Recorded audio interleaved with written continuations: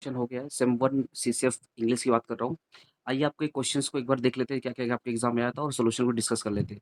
Why did Ramarao rent out his bungalow? Answer होगा B, to earn money from the rent. ठीक है? Rent से वो पैसा कमाना चाहता था, इसीलिए बिकॉज़ उसकी जॉब चली गई थी। The Bombay financial wife had eloped with his cashier. जो फाइनेंशियल की वाइफ थी, वो कैशियर के साथ चली गई थी, भाग गई थी। थर्ड होगा Ramarao was the agent of gramophone company. आपका मालगुडी, मालगुडी एजेंट था। मालगुडी क्या एक इमेजिनरी प्लेस है, एमसीक्यू बन सकता है डे एंड इवनिंग सेक्शन के लिए। The captain is a weekly journal, हर वीक में वहाँ पे मैगज़ीन निकलता था, ठीक है? What type of woman was miss Rao? Answer इसका डी होगा। Woman of mild disposal, gentle heart की वुमन थी, incapable of continuing a quarrel, झगड़ा-वगड़ा करने में थोड़ी-सी कैपेबिलिटी कम थी, very economic in family expenditure. देखो ना, जब रामाराव की जॉब चली गई थी, वो बंगलो से नॉर्मल घर पे शिफ्ट हो गई थी, अपने बच्चों को छोटे से बड़े घर अ, ब छोटे बड़े स्कूल से छोटे स्कूल में शिफ्ट कर दिया था। तो ये सब देखकर लगता है कि भाई उसके अंदर बहुत अच्छी क्वालिटी थी। आंसर क्या होगा? D, all of these. Question 6 की बात करूँ, what was the Gangu reasons for wanting to leave his job? Answer C होगा, he was getting married to Gomti Devi. वो अपने मास्टर को बोलता है, भाई मैं नहीं चाहता कि आपके ऊपर कोई उँगली उठाए, इसीलिए मैं जॉब छोड़ रहा हूँ और मैं गोमती देवी से शादी करूँगा। तो आंसर सी होगा। What was the Gangu considered the child to be? वो अपने बच्चे को बोलता है a gift from God. Answer उसका डी होगा कि वो भगवान का दिया हुआ गिफ्ट है। Who wrote the story the child? Child किसने लिखा? मुंशी प्रेमचंद। आंसर ए होगा। 9 का देख ले, what do people think of Gangu's decision to marry Gomti Devi?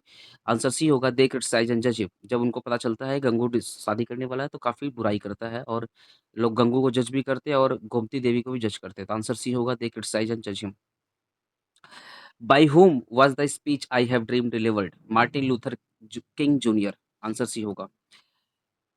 In I have a dream the speaker wishes to make real promise of democracy. जो भैया आपने संविधान में वादा किया था, आप उस चीज़ को आप निभाओ। आंसर ए होगा। What is the negro spiritual? ये गाना है भाई। याद है ना? अब हम आज़ाद, अब हम आज़ाद, लास्ट लाइन में लिखा हुआ था, ये गाना है। What is the central theme of king dreams in the speech of? Economic prosperity for all. Answer A होगा। वो चाहते हैं सबका भला हो, चाहे अमेरिका हो, चाहे अमेरिकन व्हाइट पीपल हो, चाहे अमेरिकन ब्लैक पीपल हो, पूरे अमेरिका का भला चाहते हैं। Economic prosperity for all. Answer A होगा। Who wrote the poem where the mind is without fear? Rabindranath Thakur ji ने लिखा था। आंसर ए होगा। Where the mind is without fear the held is hide. Answer is high होगा answer. 15 का B होगा high. Which country is being referred to in the poem where the mind is without fear? India. Answer 16 का ए, India. The poet wants the world to come from the depth of the truth, कि भैया सच्चाई से जो भी कुछ बोलो सच्चाई से बोलो।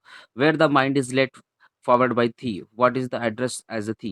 देखो, थी का नॉर्मली मतलब होता है यू, बट यहाँ पे यू का मतलब गॉड होगा, ठीक है? तो answer is C, God. What is the meaning of word poster? Poster मतलब तो बैक डोर, पीछे का दरवाजा, ठीक है? आंसर ए होगा 19 का। 20 का देखते हैं भाई। What is the meaning of word nocturnal? Nocturnal का मतलब होता है अंधेरी रात। तो actually happening in the night, मतलब रात में जो होता है ना, जिसको दिखाई हुई पड़ता है, nocturnal. Happening in the night, night से रिलेटेड ये यहाँ पे होगा। आंसर बी होगा। Who wrote afterwards? Thomas Hardy ने लिखा था afterwards. What kind of poem break break break? ये एलेगी, आंसर ए होगा। Fill in the blanks.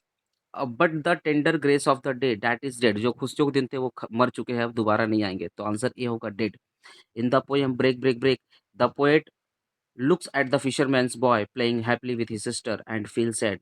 He feels sad because answer B, he is alone after his friend death, because उसके friend की मृत्यु हो चुकी थी। What is the meaning of word stately? Stately मतलब बड़ा होता है, इसलिए मेजेस्टिक, बड़ा, शानदार, खूबसूरत। आंसर सी होगा, मेजेस्टिक। होपफुली आपने अपने आंसर्स को देख लिया होगा।